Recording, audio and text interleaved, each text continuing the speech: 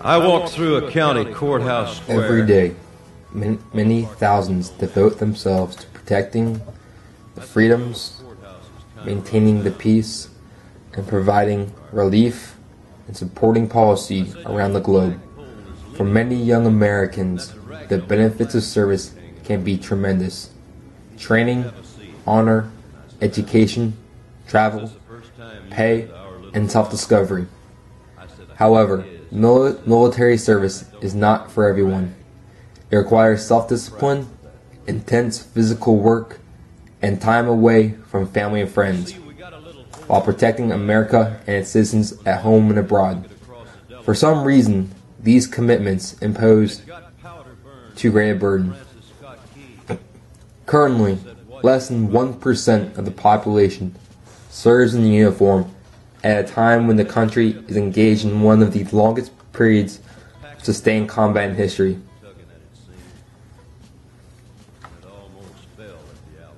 After extensive genealogical research, I have found that the Miller family line has, since the Revolutionary War, demonstrated a unique connection with the United States all-volunteer force. Every major conflict, including the Revolutionary War, War of 1812, Civil War, World War I, World War II, Korea, Vietnam, the Gulf War, and currently the ongoing war in Afghanistan, has had a member of the Miller family line serving in some capacity. They have seen the Redcoats march against colonials, the country split in half, have survived the Great Depression, lived in the day of infamy, stood toe-to-toe with the USSR, and stood firm during the attacks on 9/11. There are soldiers, sailors, and airmen, enlisted and officers, men and women. And aside from a hereditary relation, they all have volunteered for service. A service member once asked, "How many of you know what it is like to watch your best friend get shot or blown up? You think this isn't a sacrifice? You think it's about the money?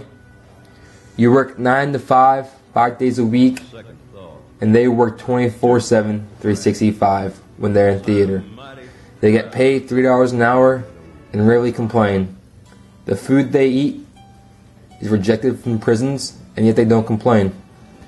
It is not about the money, because if it was, who would join? It's not that they are making big money. They deploy for 12 months, come home for 8, and deploy again. And during those 8 months, they are working insane hours to prep for their next deployment. We just continue on and hold our heads high. For this civil-military relation project, I sought to determine what is the driving factor that has encouraged the current 3 living generations of Millers to volunteer for service. I first traced the family line all the way back to the Revolutionary War. Starting on the mother's side, the family's role in military service begins with 2 men during the Revolutionary War, Nathaniel Tyler and Benjamin Farmer. Nathaniel Tyler, born 1747, died 1829, served as a private in the Continental Army. Likewise, Benjamin Farmer, born 1749, also served as a private in the Army. He participated in the Battle of Bunker Hill and in the Battle of Saratoga. Following them, Garland Zeke, born 1825, served in the Union Army during the Civil War.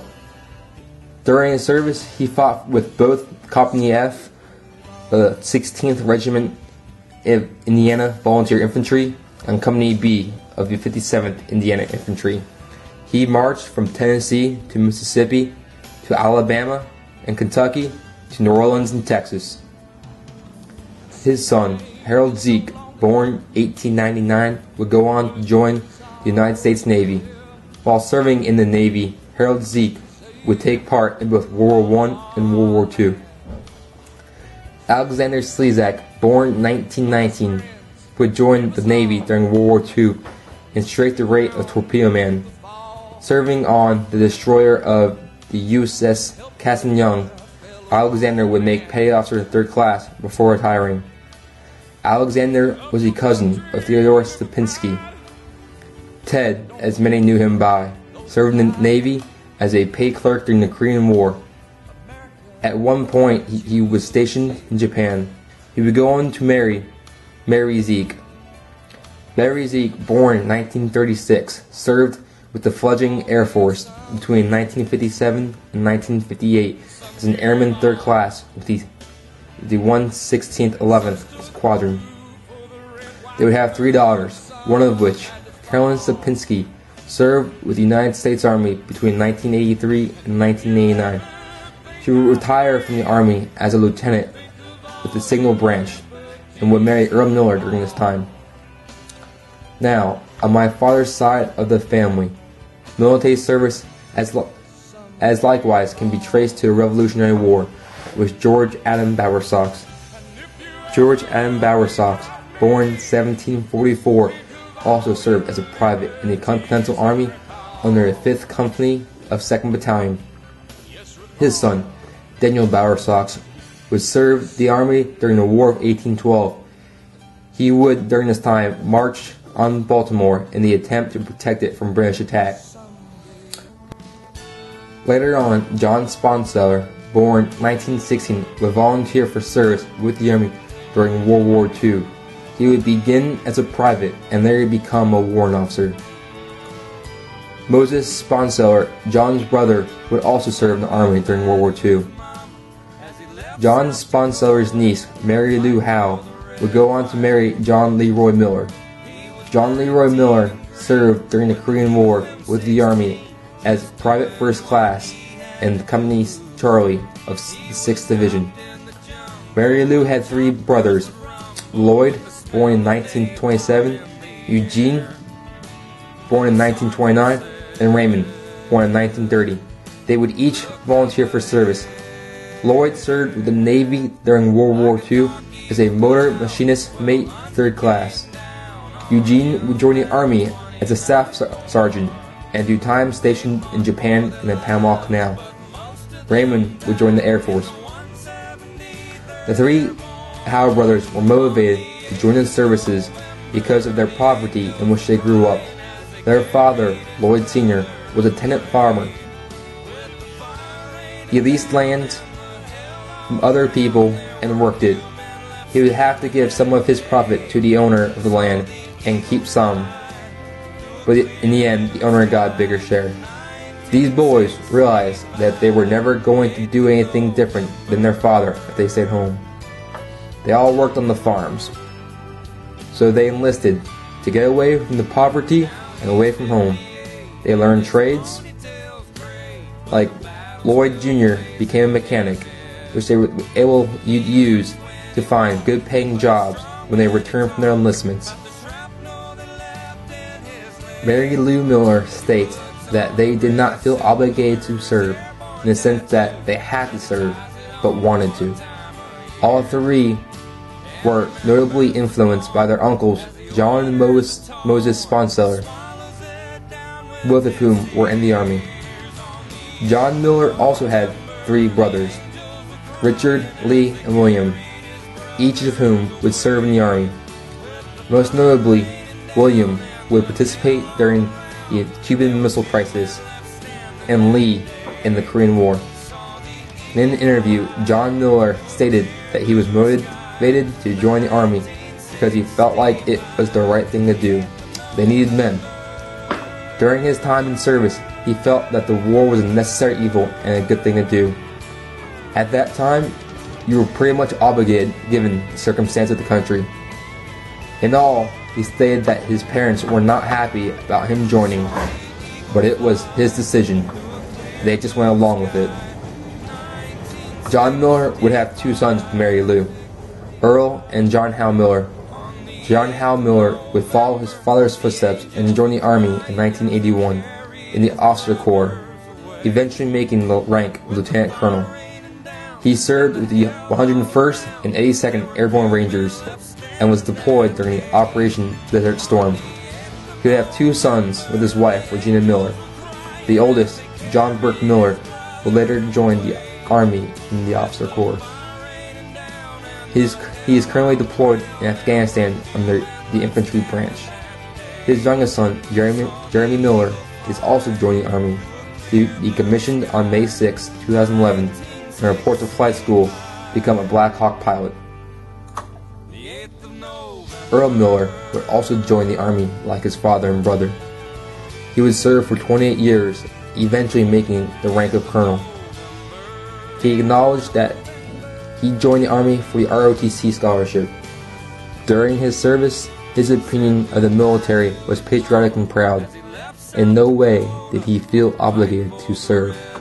But in regard to family history, he feels that there is a great family tradition toward the country. He currently has two sons, Daniel and Matthew Miller. Daniel is currently attending the U.S. Coast Guard Academy to be commissioned into the Coast Guard on May 18, 2011, and report to the U.S. Coast Guard Cutter Maple as Deck Watch Officer. Matthew Miller is also joining the Army, commissioning into Officer Corps on May 20th, after being accepted into the Signal Branch. When asked why he chose to join the service, he said that the connection to family history, to military service, as well as having grown up in the culture, influenced his decision. Borrowing from the words of Lieutenant General John Kelly, most who wear the eagle, globe, or anchor throughout my lineage join the unbroken ranks of American heroes not for money or promises of bonuses or travel to exotic liberty ports. Many volunteered because they felt it was the right thing to do, while others felt pushed by family tradition. All fought and continue to fight to protect the freedoms, security, and welfare of the whole country. While only less than a tiny fraction of a percentage shoulder the burden of sacrifice, they shoulder it for the rest of America. They are the men and women of character who continue to believe in this country enough to put both life and limb on the line without qualification, without thought of personal gain.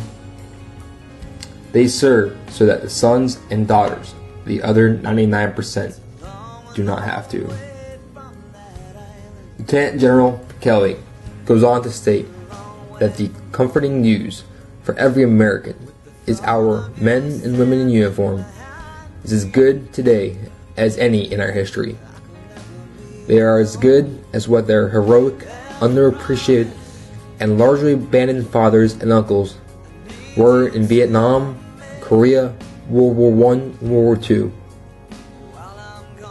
They have the same steel in their backs and have made their own mark, etching forever in places like Fallujah and Baghdad, and are now part of legend and stand just as proudly alongside those who served in Iwo Jima and Vietnam.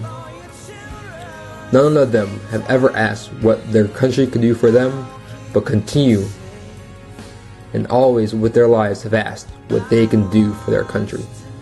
While some might think that we have yet to produce another generation of materialistic, consumerist, and self-absorbed young people, those who serve today have broken the mold and stepped out as real men and real women who are already making their own way in life while protecting ours.